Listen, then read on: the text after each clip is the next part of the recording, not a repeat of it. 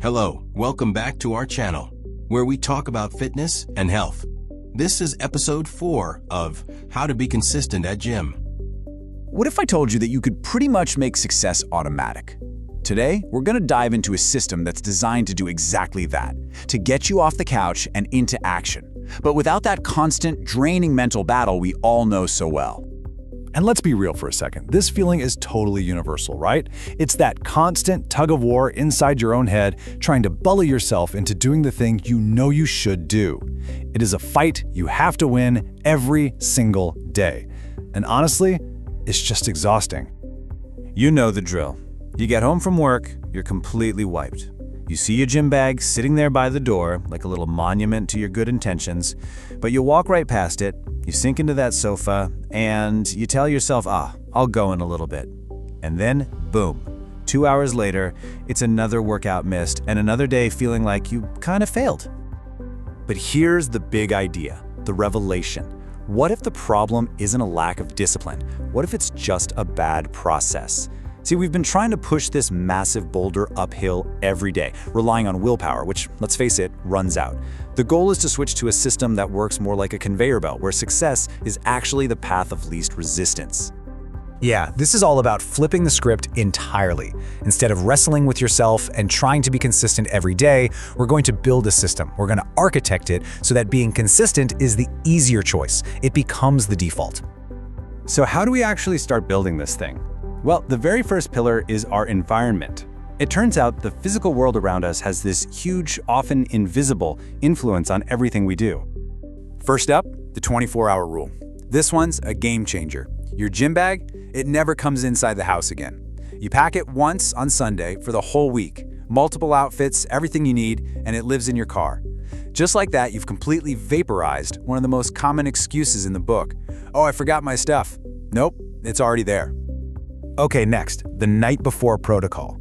This is all about fighting what they call decision fatigue.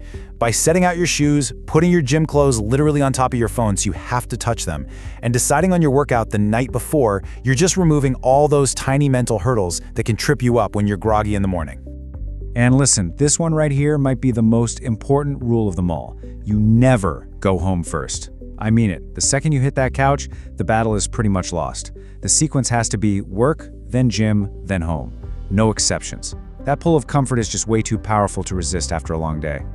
And that brings us to the proximity principle. A kind of basic gym that's 7 minutes away is infinitely better than some state-of-the-art palace that's a 25-minute drive. Why? Because on your worst days, on the days you're really tired, a long drive is the perfect excuse to just skip it. You reduce the travel time, you reduce the friction, simple as that. Okay, so we've set up our physical world for success.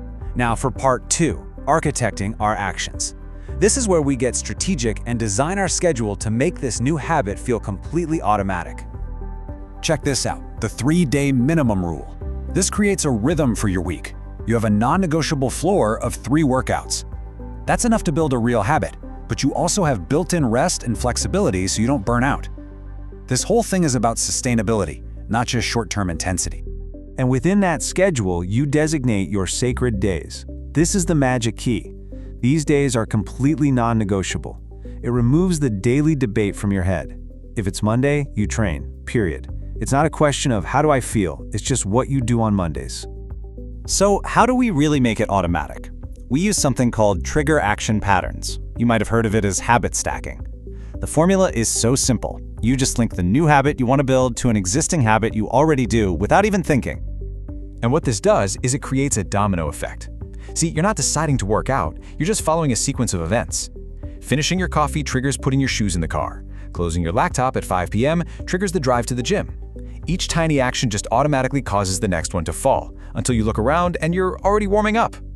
But what about those days when you really don't feel like it? We all have them. That's when you use the 5-minute rule. Your commitment isn't to a full, grueling workout. No, your only commitment is to show up for 5 minutes.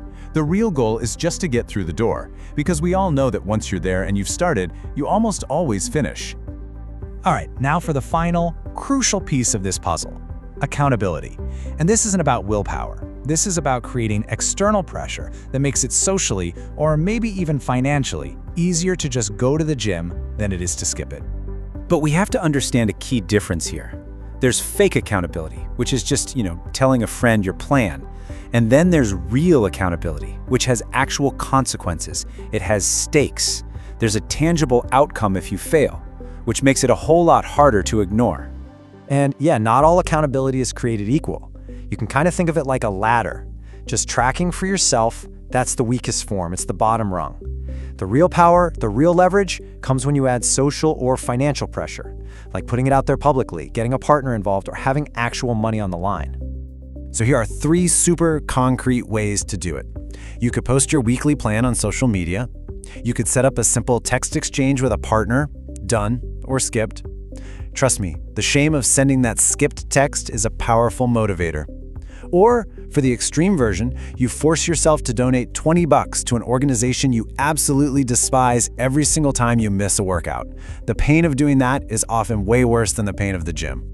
So you see what happens here when you combine all 3 of these pieces, the prepared environment, the automatic actions, and the real accountability, you get to this incredible point. You're no longer forcing yourself to do anything. You are simply following a well-designed plan. The system does the heavy lifting. Ultimately, what this system does is it replaces all those unreliable internal feelings, like motivation, with a really reliable external structure.